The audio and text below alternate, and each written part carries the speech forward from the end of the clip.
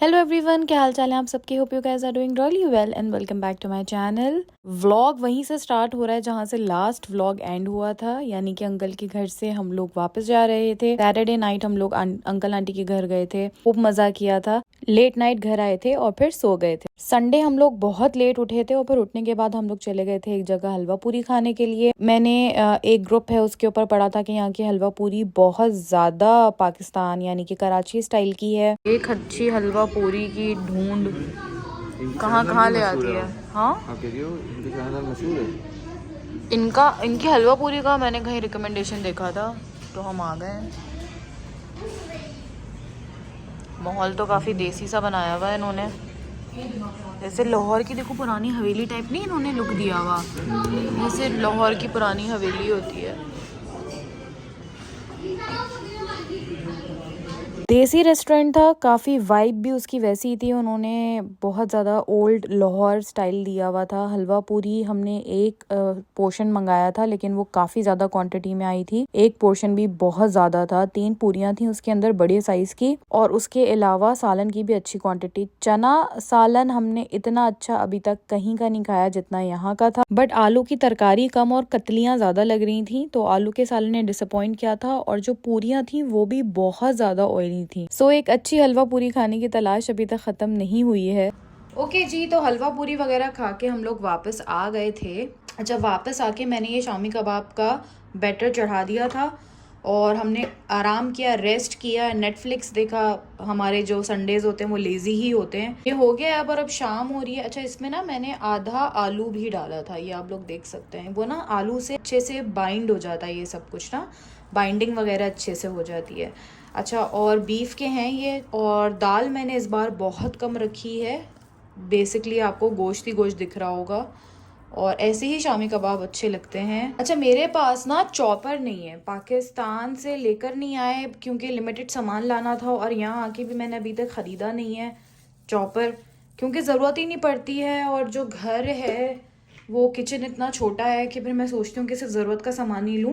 शामी कबाब के लिए शुरू शुरू में मुझे बड़ा प्रॉब्लम हो रहा था, 1-2 दफ़ा मैं रेडीमेड लेकर आई बने हुए, लेकिन फिर उसके बाद मुझे ये जुगाड़ समझ आ गई है।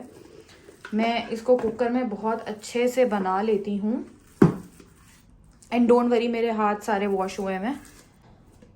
उसके बाद मैं इसको हाथ से ही ना बहुत अच्छे तरीके से गूंद लेती हूँ, मतलब बहुत ही अच्छे तरीके से। सारा लेफ्ट ओवर ले लेंगे हम। हाँ, तो मैं इसको हाथ से ना बहुत अच्छे तरीके से हाथ से इसको मैश कर देती हूँ, या आपके पास अगर कोई इस तरह की चीज़ है जिससे आप मैश कर सकते हैं तो कर दें। और जो साबुत मसाला रह जाता है उसको मैं बाहर निकाल देती हूँ। गरम मसाला पाउडर भी डालती हूँ। इसको मैं हाथ से ना खूब अच्छे तरीके से मैश कर दूंगी।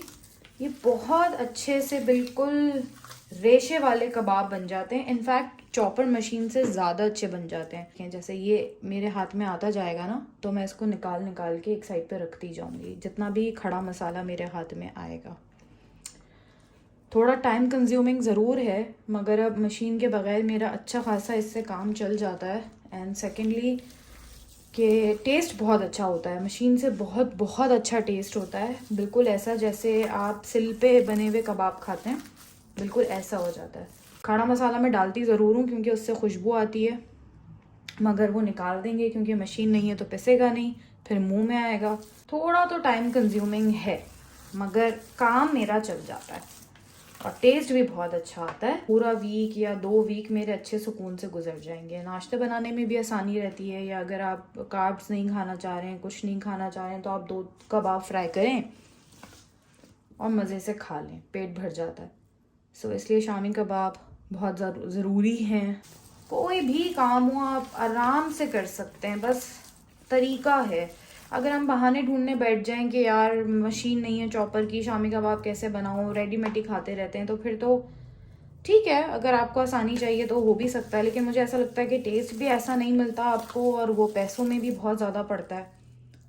तो अगर आपके पास थोड़ा सा भी टाइम है, आप टाइम मैनेज कर सकते हैं, और आप अच्छे से प्रोडक्टिव टाइम गुजारना चाहते हैं, तो फिर ये छोटी छोटी चीज़ें जैसे ख़ुद मसाला घर पे पीसना, या शामी कबाब का बैटर ख़ुद बना लेना, तो ये सारी चीज़ें फिर आप खुद करें, अच्छा लगता है।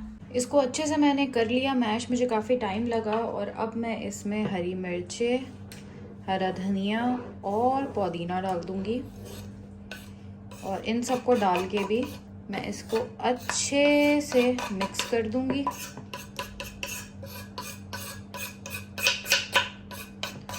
अच्छा, मुझे ना हरा मसाला बहुत अच्छा लगता है शामी कबाब में। मुझे ऐसा लगता है कि इसके बगैर तो मज़ा ही नहीं आता। तो अब इसको डालेंगे और इसको डाल के भी खूब अच्छे तरीके से मैं मिक्स करूँगी।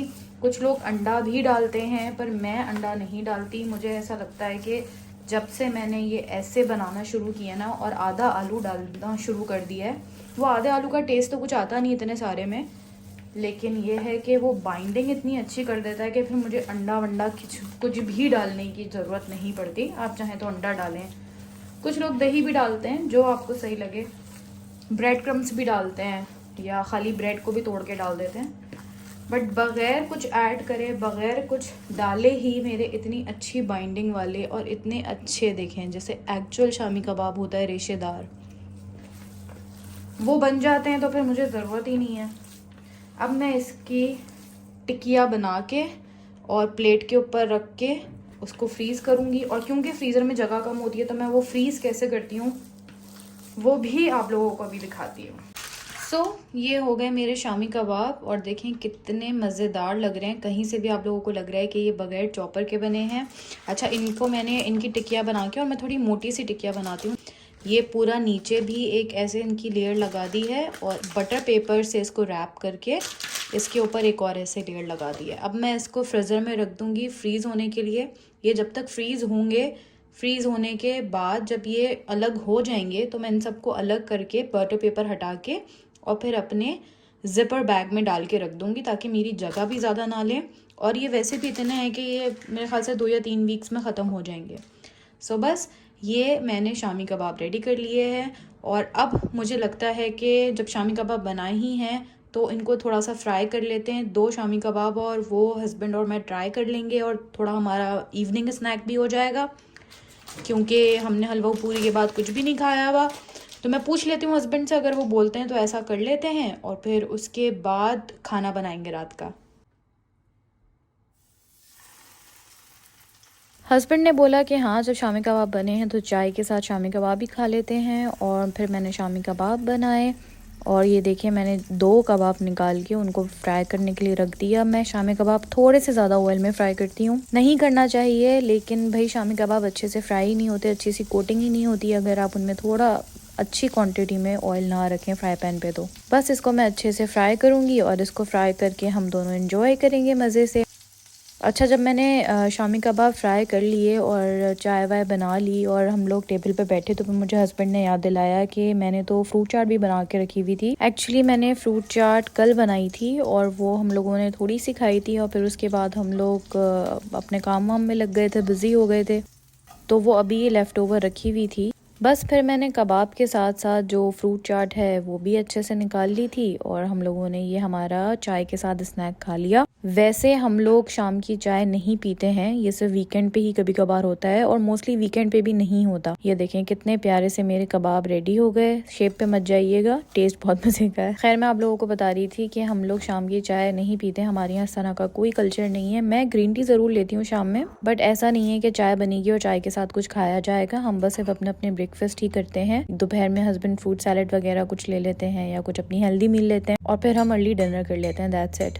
बट कभी कभी वीकेंड्स पे ना आपका जब मुंह खुला हुआ हो और बस आपको खाना ही चाहिए हो पूरा दिन, तो कभी कभी ऐसा हो जाता है कि शाम की चाय का एहतमाम भी हो जाता है। आज तो एवं ही हमारी चाय के साथ थोड़ी सी पार्टी हो गई। फ्रूट चाट लेफ्ट ओवर थी वो, और साथ में 2 कबाब हो गए थे और फिर चिप्स जो हमारे घर में होते हैं मैंने वो भी निकाल लिए थे। बस फिर हमने अच्छे से खाया, थोड़ी देर और बातें शातें करी बैठ के, और फिर मैं किचन में आ गई अपना डिनर प्रिपेयर करने के लिए। अच्छा, मैं अपना आधा काम जब कर चुकी थी ना तो उसके बाद मुझे याद आया कि रिकॉर्ड करना है, तो फिर मैंने कैमरा सेट करा।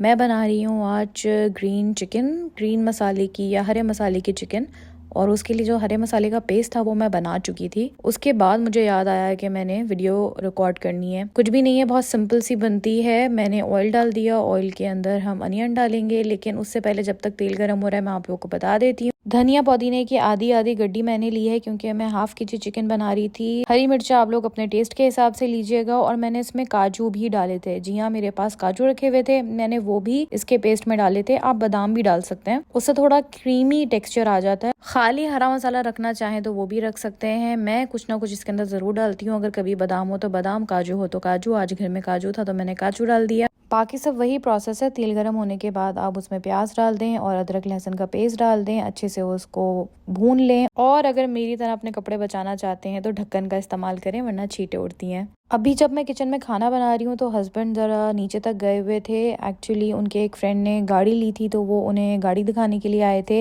नई गाड़ी की ड्राइव देने के लिए आए थे। तो बस वो वहाँ उनके साथ गए हुए थे और इतनी देर में मैंने खाना बना लिया था और रोटी भी बनाई थी। कुछ कुछ शूट किया आज ना शूट करने में बहुत सुस्ती हो रही थी मुझे। वीकेंड था ना, इसलिए बिल्कुल भी दिल नहीं चाह रहा था कुछ शूट करने का। हस्बैंड अपना काम नहीं कर रहे होते तो मेरा भी अपना काम करने का दिल नहीं चाहता। खैर, जब चिकन बहुत अच्छे तरीके से भुन गई तो उसके बाद मैंने उसमें पिसी मिर्चें और काली मिर्च थोड़ी सी डाली थी। दोनों एज पर योर टेस्ट, चाहे तो खाली आप लोग काली मिर्च डाल, चाहे तो आप लोग दोनों थोड़ी थोड़ी डाल दें या सिर्फ लाल मिर्च डालें। कोई यार खाने की स्पेसिफिक रेसिपी नहीं होती, हर कोई अपने स्टाइल से बनाता है। काफी अच्छे तरीके से सौते करने के बाद फिर मैंने इसमें अच्छे से फेंट के दही डाला था और बस अब इसको दही के साथ थोड़ी देर पकाएंगे और ढक के रख देंगे। फिर उसके बाद इसमें अपना हरा मसाला डाल देंगे। चिकन हरे मसाले और दही के पानी में ही कुक हो जाएगी, अलग से कोई पानी डालने की जरूरत पड़ती ही नहीं है।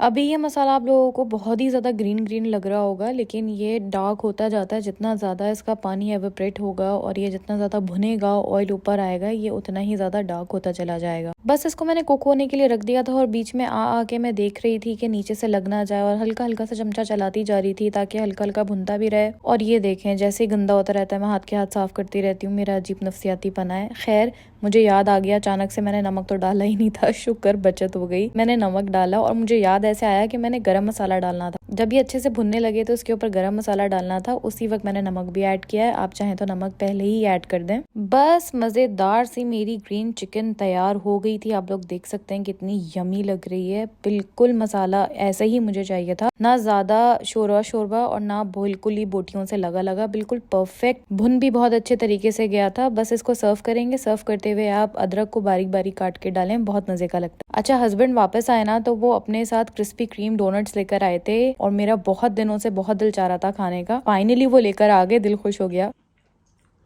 कैसे बनी है ग्रीन चिकन?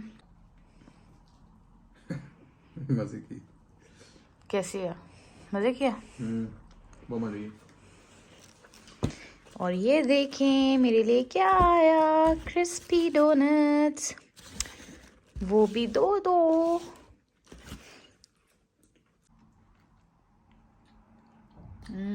कैसा है? बहुत मजा का। ये कौन सा फ्लेवर है? मैं दूसरा खाती हूँ। लेट लेट के खाओ मेरे बेटे, बहुत है। ये वाला